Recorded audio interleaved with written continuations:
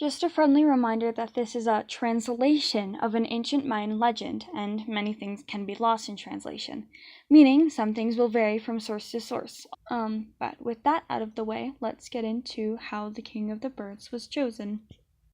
Long ago, the Mayan world was ruled by the Great Spirit.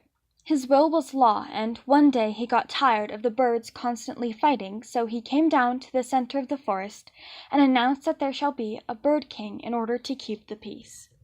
Everyone thought that they had what it took to be king, be that good looks or a lovely voice. But there was one bird who knew he had what it took to be king.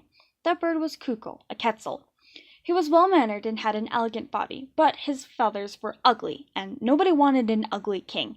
So he approached his good friend, Stutankinel, the roadrunner. Kukul said that if Stutankinel were to lend him his feathers, he would surely become king, and he would share his riches with him, as well as return his feathers. Stutankinel was suspicious, as any reasonable person would be, but eventually gave in out of trust for his friend.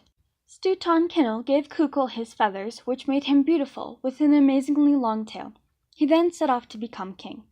Turns out it was exactly what he needed, as he was crowned king and was whisked off to tend to his kingly duties. Unfortunately, he had become so busy being king that he had forgotten altogether to return his friend's feathers.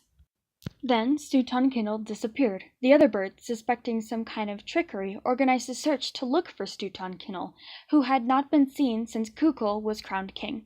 They found him, without feathers, freezing and dying of hunger in the center of the forest.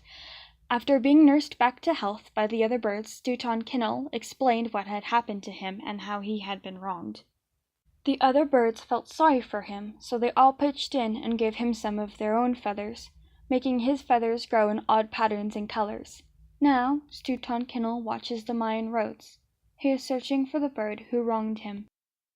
Thank you so much for watching. I hope my editing skills haven't ruined your eyeballs, your retinas. I hope I didn't murder your brain cells.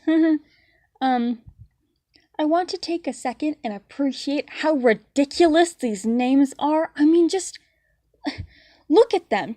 How am I supposed to get Stutankinel out of that? Anyway, I hope you enjoyed. Thanks for spending your time watching this far. Yay!